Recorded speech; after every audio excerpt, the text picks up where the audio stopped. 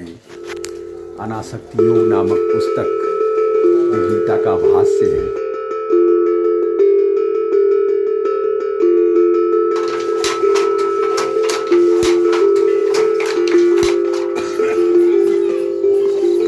यही वो पेड़ है जिससे चाय पत्ती बनती है।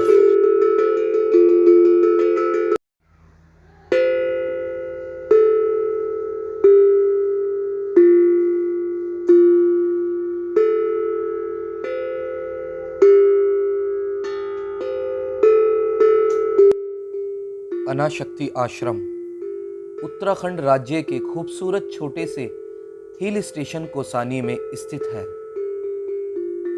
स्वतंत्रता आंदोलन के दौरान महात्मा गांधी जी ने 1929 में जब इस स्थान की यात्रा की थी तो इसके प्राकृतिक सौंदर्य से अभिभूत होकर इसे भारत का स्विट्जरलैंड की संज्ञा दी थी।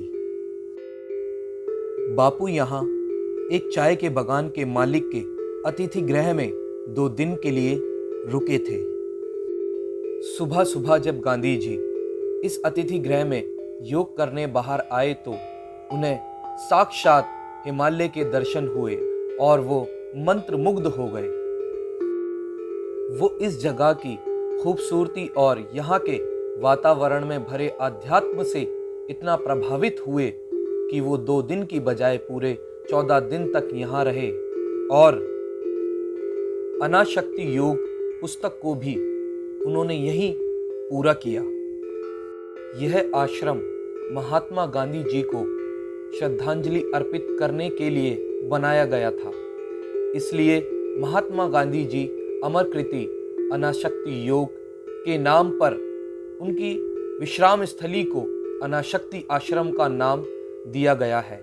इस आश्रम में एक छोटा प्रार्थना कक्ष भी है जहां सुबह और शाम प्रार्थना आयोजित की जाती है। यह कवि सुमित्रानंदन पंत जी की जन्मभूमि भी है।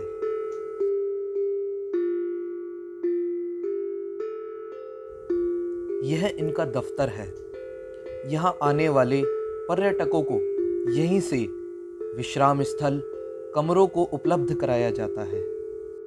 यहाँ आने वाले अतिथियों को केवल 651 रुपये में एक दिन के लिए कमरा उपलब्ध कराया जाता है और साथ ही बड़े ही कम दामों पर यहाँ भोजन और चाय नाश्ते की व्यवस्था भी की जाती है। जब आप यहाँ आते हैं तो यहाँ का वातावरण आपको मंत्रमुग्ध कर आपको मोहित कर लेता है। साथ ही यहाँ चाय के बागान और प्राचीन मंदिर भी स्थित हैं जो यहाँ की सुंदरता में आध्यात्मिक रस घोल देते हैं। इस आश्रम से बर्फ से ढके हिमालय का सुंदर दृश्य दिखाई देता है। यहाँ से चौखंबा, नीलकंठ, नंदा घुंटी, त्रिशूल पर्वत, नंदा देवी और पंचचूली दिखाई देता है। तो जय माता दी, जय महादेव। रुकड़ साहब ब्लॉक्स में आज पहुंच गए हैं हम कौसानी, और कौसानी के अंदर जहां गांधी जी पधारे थे पैदल यात्रा करके, उस समय गांधी जी पैदल यात्रा करके अल्मोड़ा से पैदल यात्रा करके जहां पधारे थे कौसानी में, गांधी जी यहाँ 2 दिन के लिए आए थे और 14 दिन रुके। तो आइए वहाँ के विषय में जानते हैं। पहले अंकल जी का नाम, उनके विषय में जानते हैं।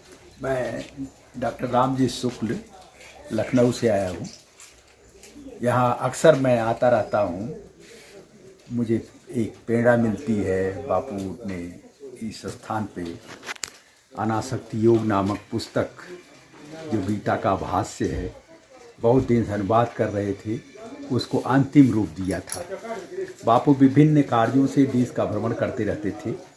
उसी क्रम में हिमालय में आए, पहले अल्मोड़ा में आए, उसके बाद यहाँ आए। यहाँ कुछ दूर पे चनौदा नामक स्थान है, बहुत बड़ा वो ऊन का सेंटर भी है। यहाँ के लोग भेड़ पालन करते थे। ऊन से दन, कालीन और चुटका, थुलमान, इस तरह से बहुत सी चीज़ें, चद्दर आज बनाते थे। वो उनका उसके लिए बापू ने यहाँ व्यवस्था की कि यहाँ पर लोग आएंगे और तैयार करेंगे, देश के कोने कोने में वो जाएगा। बापू का हर कार्यक्रम सामान्य जन के लिए होता था। उसी सामान्य जन के लिए ही बापू देश का भ्रमण कर रहे थे। जब यहाँ आए, गीता का बहुत दिनों से वो अनुवाद कर रहे थे अपनी गुजराती मातृभाषा में। यहाँ जब आए तो केवल 2 दिन के लिए था। ये जहाँ हम खड़े हैं, ये चाय बागान की अंग्रेज का गेस्ट हाउस था। यहाँ बापू 2 दिन ठहरना चाहते थे, लेकिन ये स्थान उन्हें इतना अच्छा लगा कि यहाँ 14 दिन रह गए और गीता पर जो भाष्य ले रखे थे उसको अंतिम रूप दिया। वो अनासक्त योग नाम से वो पुस्तक प्रकाशित है, हर भाषा में है।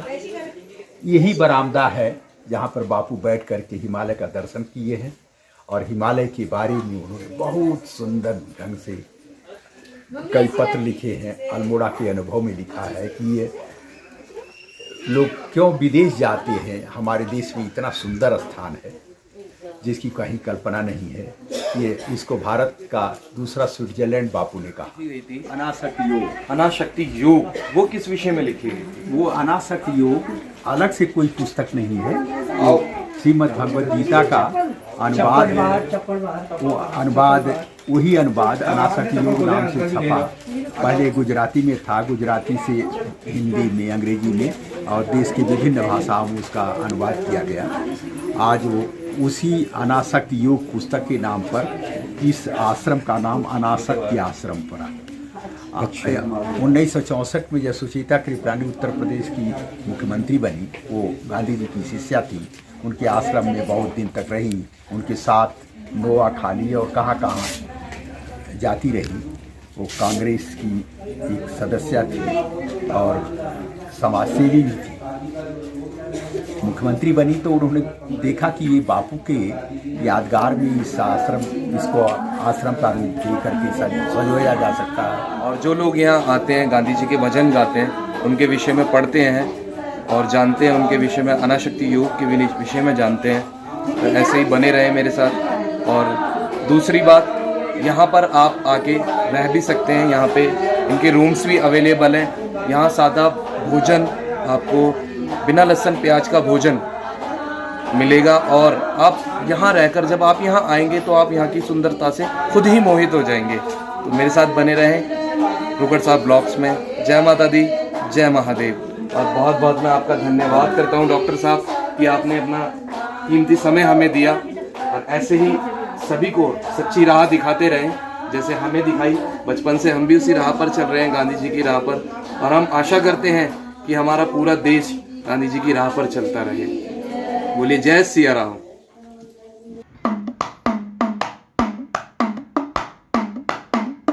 पापा, हमने अब आश्रम तो घूम लिया, हमें टी फार्म घुमा के लाओ। चलो।